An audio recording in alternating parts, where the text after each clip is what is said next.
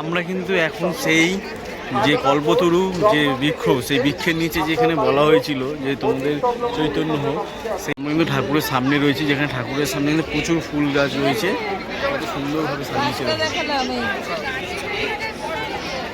ভিড়টা দেখো, প্রচুর ভিড়, প্রচুর মানুষ কিন্তু এসেছে। কাশীপুর উদ্যানবাটির যে মেন যে প্রবেশদ্বার, সেই প্রবেশদ্বারের সামনে কিন্তু আমি দাঁড়িয়ে আছি। দেখো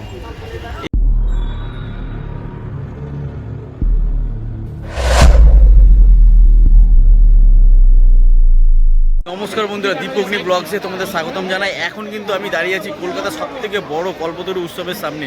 আর আজ কিন্তু কল্পতরু উৎসব, আজকের দিনেই কিন্তু শ্রী শ্রী ঠাকুর রামকৃষ্ণ পরমহংসদেব এই যে চৈতন্য হোক যে বাণীটি 1886 সালে এই দিনে 1 জানুয়ারির এই দিনেই কিন্তু তিনি তার ভক্তদের উদ্দেশ্যে বাণী প্রচার করেছিলেন। আর আজ আমি চলে এসেছি কিন্তু সেই কাশীপুর উদ্যানবাটি, সেই স্থানে যেখানে বসেই কিন্তু ঠাকুর কিন্তু এই বাণীটি দিচ্ছে। আজকে তোমাদেরকে সেই স্থানটি ঘুরে দেখাবো এবং প্রচুর দর্শনার্থী তারা এসছেন, তোমাদেরকে দেখাবো যে কত মানুষ, এবং চারিদিকটা পুরো ঘুরে দেখাবো। এই উৎসবটা তোমাদেরকে পুরো ঘুরে ঘুরে সমস্ত কিছু দেখাবো। তোমরা পুরো ভিডিওটা শেষ পর্যন্ত দেখতে থাকো। চলো তাহলে আজকের ভিডিওটা শুরু করে দিই। আর তোমাদেরকে জানো দীপগ্নি ব্লগ মানে বাঙালির উৎসব আর বাঙালির ভ্রমণ তোমাদের সামনে তুলে ধরার চেষ্টা করি। লাইনটা শুধু দেখো মানুষের। আজকের এই যে উৎসবে মানে মেন যে মন্দির আছে রামকৃষ্ণ পরমহংসদেবের যে মন্দির, সেই মন্দিরে কিন্তু প্রবেশ করার যে লাইন, সেই মন্দিরের ভিতরে প্রবেশ করার লাইন দেখো কত। মেন মন্দিরে এই কাশীপুর যে উদ্যানবাটি যে মঠ রয়েছে, সেই মঠের কাছে সামনেই চলে এসেছি। আর এই সামনে থেকে আমরা এগিয়ে যাচ্ছি এখন।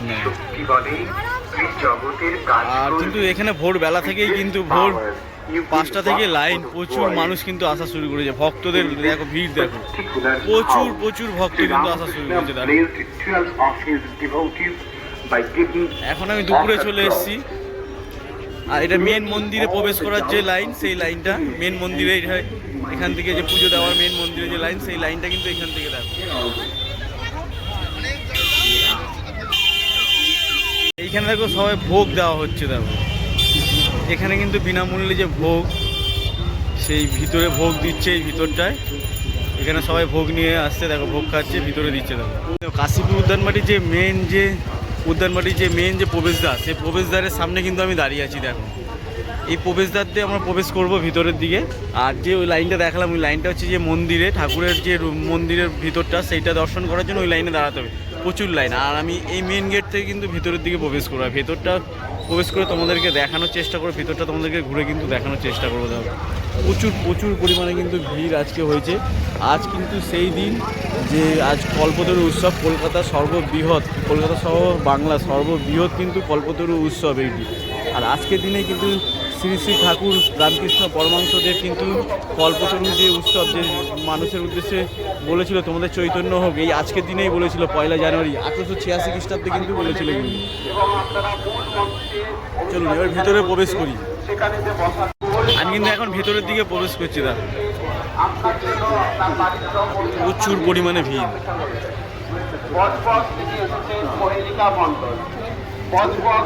কাশীপুর রামকৃষ্ণ উদ্যানবাটি রামকৃষ্ণ মঠ, দেখো প্রচুর পরিমাণে কিন্তু ভিড়। প্রচুর ভক্ত কিন্তু আজকে এসছে এই স্থানটিতে। যে কল্পতরু উৎসব, যে চৈতন্য হোক যে জ্ঞান, সেই জ্ঞানের কথা বলেছে, সেই জ্ঞান কিন্তু অর্জন করার জন্য আজকেও সকলে এসছে। আর এটা হচ্ছে অনুসন্ধান অফিস এইখানে। আর এখানে প্রণামী রয়েছে। আর বিভিন্ন যে রামকৃষ্ণ মঠগুলি রয়েছে, সেই রামকৃষ্ণ মঠগুলি কিন্তু এখানে আজকে এসছে। দেখুন রামকৃষ্ণ মঠ বাগবাজার এখানে রয়েছে।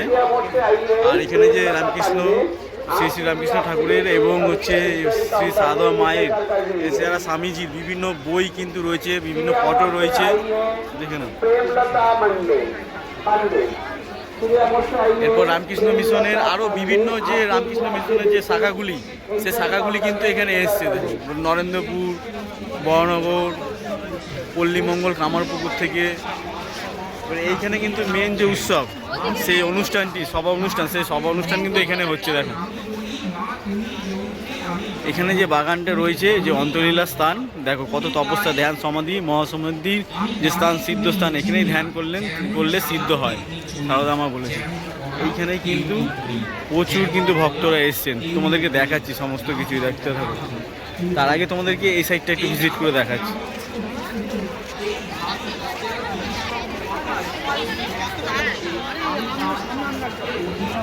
এই তো দেখো বেলুর মঠ, হাওড়া রামকৃষ্ণ মিশন লোকশিক্ষা পরিষেবা। এখানে বিভিন্ন যে মিশনে, যে রামকৃষ্ণ মিশনের যে বিভিন্ন যে সামগ্রীগুলি সেগুলো কিন্তু এখানে বিক্রি হচ্ছে।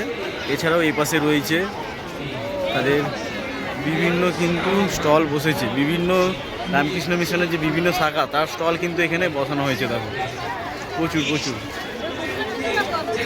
বিভিন্ন মহারাজ স্বামীজি, প্রচুর মানুষ কিন্তু আজকে এখানে উপস্থিত হয়েছে। তোমাদেরকে দেখাচ্ছি মেন যে প্রধান উপস্থিত দেখাচ্ছি। আর এইখানে একটা যে বৃক্ষ রয়েছে, এই বৃক্ষটাকেও অনেকে পুজো করছে। এই বৃক্ষটা দেখো, সুপ্রিম রিয়েলাইজেশনের কথা বলছেন। সাইকোলজিতে একটি ধারণা আছে সেলফ ট্রান্সেন্ডেন্স, এটি হচ্ছে আত্ম অতিক্রম। এটা হচ্ছে আম্রবৃক্ষ, এই বৃক্ষকে পুজো করা হয়েছে। এইখানেও কিন্তু ধ্যান করেছিলেন দেখুন, বৃত্তের বাইরে গিয়ে আর প্রচুর ভক্ত কিন্তু এখানে এসেছে। ঠাকুরের এই কথায় রয়েছে, আমি বলে খুঁজিবে জঞ্জাল, গানে আছে আপনারে দিয়ে পছিলিরে গিয়ে আপনারই আবরণ, খুলে দেখ দ্বার অন্তরে তার আনন্দ নিকেতন। এই হচ্ছে সেলফ ট্রান্সেন্ডেন্স, নিজের সীমাটার বাইরে বেরিয়ে গিয়ে। ভিতরে যে খিচুড়ি প্রসাদের যে খিচুড়ি যে ভোগ দেওয়া হয়, সেই খিচুড়ি ভোগ দেওয়ার যে লাইন, সেই লাইন কিন্তু এখানে রয়েছে। এখান থেকে যেতে হবে, এই লাইনের ব্যারিকেড ধরে যেতে হবে, গিয়ে তারপর সেই ভোগ কিন্তু খেতে হবে। এখানে আমরা দেখলাম ঠাকুর প্রথমে তাদের যাচাই করছেন, এই ভিতর দিয়ে যেতে হবে।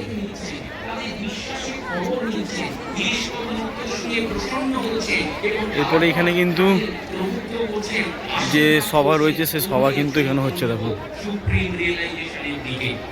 এবার যারা আশীর্বাদ পেলেন এই দিন, তাদের কি অবস্থা হলো সেটিও কিন্তু এই আকর্ষণটা পরবর্তী অংশে বলছেন।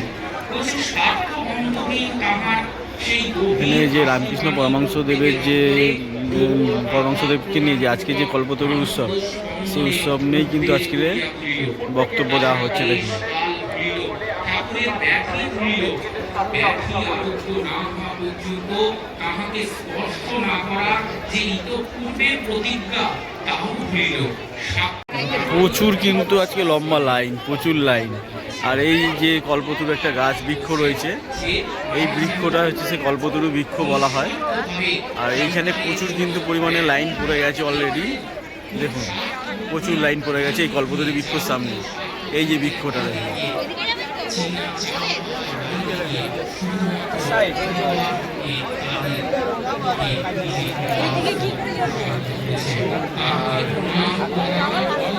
যেতে হবে উপাস দেব গিয়ে দেখা। ভিড়টা দেখো, প্রচুর ভিড়, প্রচুর মানুষ কিন্তু এসছে। এই গেট দিয়ে ঢুকবো, ঠিক আছে, এই ভিতর দিয়ে এখন ঢুকে যাচ্ছি আমরা। যেহেতু ওখানে প্রচুর লাইন, আমরা এই সাইডে যাওয়ার চেষ্টা করছি আমরা, ঠিক আছে। কেন এইখানে একটা লাইন পড়েছে মন্দিরে যাওয়ার, এই লাইনে প্রচুর মানে ওপাশটা যাওয়া যাবে। আর ওই যে মেন লাইন, সেটা হচ্ছে যেখানে হচ্ছে শ্রী শ্রী ঠাকুরকে কিন্তু যেখানে ঠাকুরের মন্দির রয়েছে, মেন মন্দির ওইটা, সেই মন্দিরে কিন্তু লাইনটা তোমাদেরকে দেখিয়েছি, বিশাল আকৃতি, বিশাল বড়, মানে প্রায় 3-4 হাজারের উপরে মানুষের লাইন। সেই লাইনে আর দাঁড়ায়নি, তোমাদেরকে সামনে থেকে এই দূর থেকে দেখাচ্ছি, ভিতরটা যায়নি। ভিতরে গেলে প্রচুর প্রচুর টাইম লেগে যাবে। চলো আমি এই ভিতরে চলে এসেছি। আর এই যে বৃক্ষটা, সেই বৃক্ষ তোমাদের সামনে দেখানোর চেষ্টা করছি। আর দেখো প্রচুর মানুষ কিন্তু এখানে এসছে আজকে, প্রচুর মানুষ। আর এই যে মেন মন্দির, সেই আর সেই ঠাকুরের মেন মন্দির, এই যে এখানেই কিন্তু বসে বলেছিলেন, তো আশীর্বাদ করি তোমাদের চৈতন্য হোক।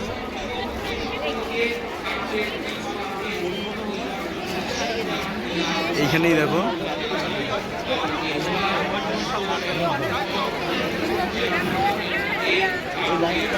আমরা কিন্তু ঠাকুরের সামনে রয়েছে, যেখানে ঠাকুরের সামনে কিন্তু প্রচুর ফুল গাছ রয়েছে, কত সুন্দরভাবে সাজিয়েছে।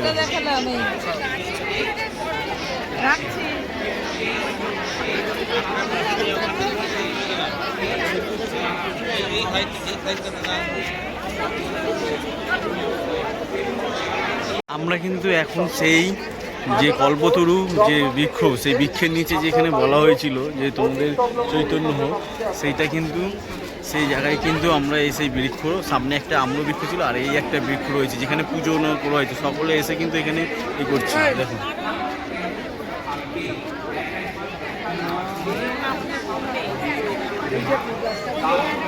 দেখো এই যে সেই বৃক্ষ, যে বৃক্ষের কাছে কিন্তু বসে 1886 সালে ঠাকুর রামকৃষ্ণ পরমহংসদেব সকলে ভক্তদের উদ্দেশ্যে বলেছিলেন যে তোমাদের চৈতন্য হোক। এই সেই বৃক্ষ, আর সেই বৃক্ষকেই সকলে কিন্তু যেখানে এসে প্রণাম করে যাচ্ছেন। দেখুন সকল ভক্তরা।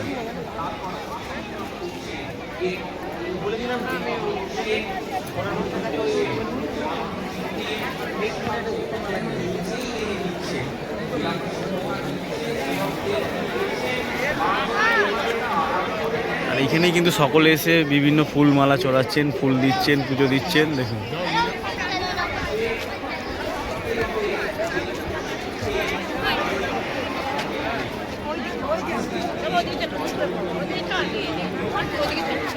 ওই আম গাছটা আর এটা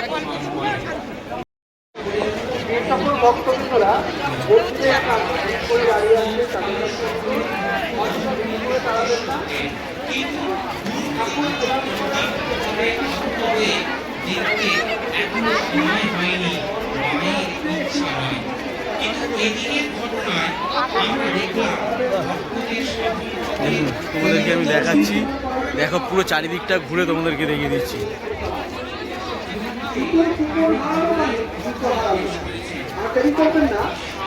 আর এই পাশে একটা লাইন রয়েছে, এখানে হচ্ছে যত সম্ভব হচ্ছে ভোগ প্রসাদের যে লাইন, সেই ভোগ প্রসাদের লাইন কিন্তু এখানে রয়েছে।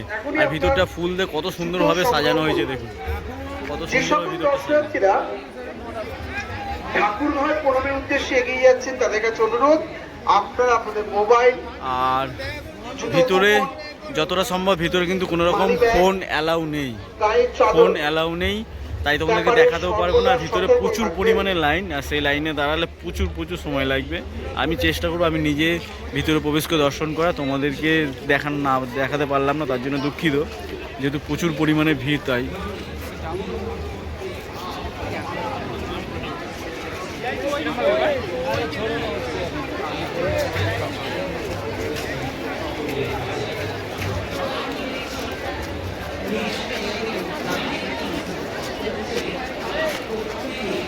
সাইডটা দিয়ে এই সাইডেও যে লাইন রয়েছে প্রচুর পরিমাণে লাইন, মানে এই সাইডগুলি প্রচুর পরিমাণে কিন্তু লাইন রয়েছে। এখান থেকে এটা হচ্ছে মন্দির বলছি, এই যে পুকুরে, এখানে একটা পুকুর মতো রয়েছে সেই দিকে সাইডে যাওয়ার। আর এখান থেকে কিন্তু প্রচুর ভক্তরা কিন্তু আসছে এই মেন মন্দিরে প্রবেশ করা। ভিতরে কিন্তু কোনো রকম ফোন অ্যালাউ নেই। আর এখানে কিন্তু প্রচুর পরিমাণে যে এনসিসি ক্যাডারের যে সিকিউরিটি, সেই সিকিউরিটি কিন্তু এখানে দেওয়া হয়েছে। আর এখানে বিভিন্ন জুতো, তারপরে হচ্ছে জুতো রাখার জন্য মানি ব্যাগ, পার, তারপরে হচ্ছে ফোন, বিভিন্ন কিছু রাখার জন্য কিন্তু এখানে কিন্তু কাউন্টার করেছে। দেখুন এইখানটা পুরোটা কাউন্টার, পুরো সাধারণ মানুষের সেবার জন্য করা হয়েছে। এখানে দেখুন প্রচুর এখানে কিন্তু কাউন্টার করেছে।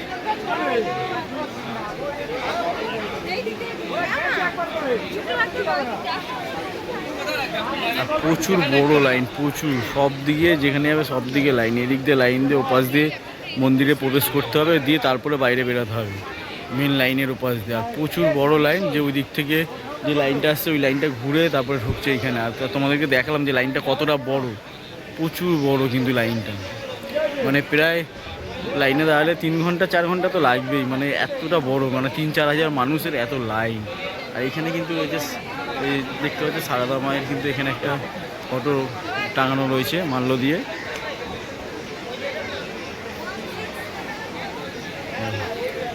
প্রচুর বড় লাইন।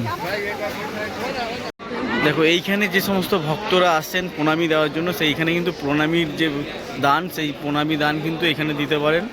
এখানে কিন্তু প্রণামী দানের জন্য এখানে একটা কাউন্টার করা রয়েছে। প্রচুর ভক্তরা কিন্তু আসছে। মাঝে মাঝে তার সেই দর্শন, সেই অনুভব উপস্থিত হচ্ছে। প্রথমে আমরা দেখছি বৈকুণ্ঠবাবুকে ঠাকুর কৃপা করতে একটু যেন সংকুচিত, তারপর তিনি বিশেষভাবে প্রার্থনা করায় প্রভু কৃপা করলেন এবং আচ্ছা বলে এগিয়ে গেলেন। কিন্তু তারপর বৈকুণ্ঠবাবু সেই ভাব ধারণ করতে পারল না। এখানে রয়েছে শাস্ত্রের অধিকারী ভেদের প্রসঙ্গ, যেটি একদম শাস্ত্রের ফান্ডামেন্টাল জায়গা। আমরা দেখছি ব্রহ্মসূত্র, যোগ দর্শন কিংবা নারদীয় ভক্তি সূত্র, সমস্ত ক্ষেত্রেই যদি ব্রহ্মসূত্র দেখি তাহলে অথাত ব্রহ্মইজ্ঞাসা অত যোগানুশাসনম, এইভাবে শাস্ত্র শুরু হচ্ছে অত দিয়ে।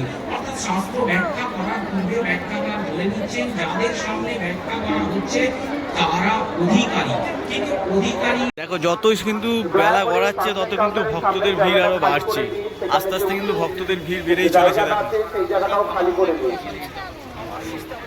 যে সমস্ত ভক্তবৃন্দরা ফাস্টের কাউন্টারের সামনেই বসে আছে তাদের প্রচুর ভক্তরা কিন্তু আসতে শুরু করেছে। দেখো হচ্ছে বারবার যে আপনারা জায়গাটি খালি করে দিন যাতে ফাস্টের টিমে কাজ করতে সুবিধা হয়।